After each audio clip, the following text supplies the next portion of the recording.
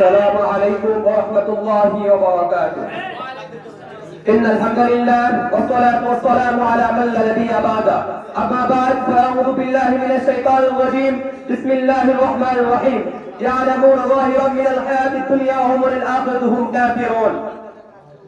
صدق الله العظيم أو كما قال النبي صلى الله عليه وسلم خيركم من تعلم القرآن وعلمه. আলহামদুলিল্লাহ দক্ষিণবঙ্গের ঐতিহ্যবাহী দিনীয় শিক্ষা প্রতিষ্ঠান আত্মালিম তালওয়া পরিষদ কর্তৃক আয়োজিত আজকের এই বাৎসরিক আঞ্জুমান ও বিদায় অনুষ্ঠানে আমার পাশে বসা আছেন সম্মানিত সভাপতি এবং আমার সুদক্ষ বিতরক মন্ডলী এবং আমার প্রাণপ্রিয় উস্তাদগণ এবং আমার সামনে উপস্থিত আছেন আমার প্রাণপ্রিয় ছাত্র ভাইয়েরা, সকলের প্রতি রইল আমার অন্তরের স্তর থেকে শুভেচ্ছা ও অভিনন্দন। যাই হোক, আত্মালিম তালওয়া পরিষদ কর্তৃক যে বিষয়গুলো নির্ধারণ করে দেওয়া হয়েছে তার মধ্য থেকে আমি চয়ন করে নিয়েছি কওমি মাদ্রাসার ইতিহাস ও অবদান। এই বিষয়ে কিঞ্চিৎ করে আলোকপাত করার চেষ্টা করবো। মা তৌফিক ইল্লা বিল্লাহ। সর্বপ্রথম আমাদেরকে জানতে হবে কওমি মাদ্রাসা কাকে বলে। কওম এটা আরবি শব্দ, এর অর্থ হলো জাতি, আর মাদ্রাসা এটা আরবি শব্দ আর যার অর্থ হলো বিদ্যালয়, অর্থাৎ কওমি মাদ্রাসা অর্থ হলো জাতির মাদ্রাসা। এবার আমরা আসি কওমি মাদ্রাসার ইতিহাস সম্পর্কে।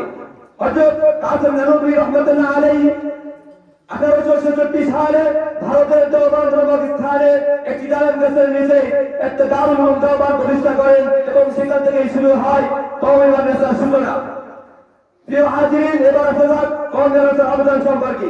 আমি কোরআন কারীম থেকে যে আয়াত তেলাওয়াত করেছি, ইয়ালামুনা যাহিরাম মিনাল হায়াতিদ দুনিয়া ওয়া হুম আনিল আখিরাতি হুম কাফিরুন ওয়া হুম আনিল আখিরাতি হুম গাফিলুন। অর্থাৎ পার্থিব জীবনে যারা আধুনিক শিক্ষায় শিক্ষিত শুধু পার্থিব জীবনে কিছু সংখ্যক জানে, আর তারা আখিরাত সম্পর্কে সম্পূর্ণ গাফিল। অথচ নবী করিম সাল্লাল্লাহু আলাইহি ওয়াসাল্লাম বলেন যে যারা দ্বীন ইলম শিক্ষা করা প্রত্যেক মুসলমানের উপর ফরজ। তলাবুল ইলমি ফারিদাতুন আলা কুল্লি মুসলিমিন।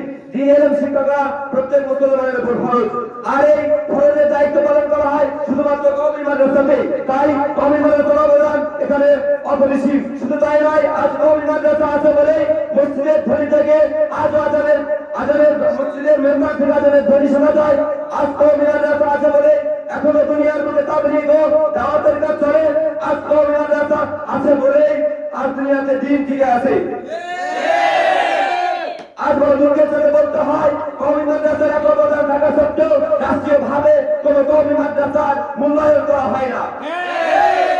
সর্বশেষ আজকের এই মঞ্চ থেকে প্রধান উপদেষ্টা মাননীয় ডক্টর মোহাম্মদ ইউনূসকে আমি এই বিষয়টি জানিয়ে জানাতে চাই যে সারা বাংলাদেশে যতগুলো কওমি মাদ্রাসা আছে প্রত্যেক কওমি মাদ্রাসাগুলোকে তার যথাযথ মূল্যায়ন দেওয়া এবং তার প্রত্যেক শিক্ষকদেরকে সরকারি বেতনভুক্ত করার দাবি জানিয়ে আমি এখানে আমার সংক্ষিপ্ত বক্তব্য শেষ করতেছি। নাসরুম মিনাল্লাহি ওয়া ফাতহুন কারীম।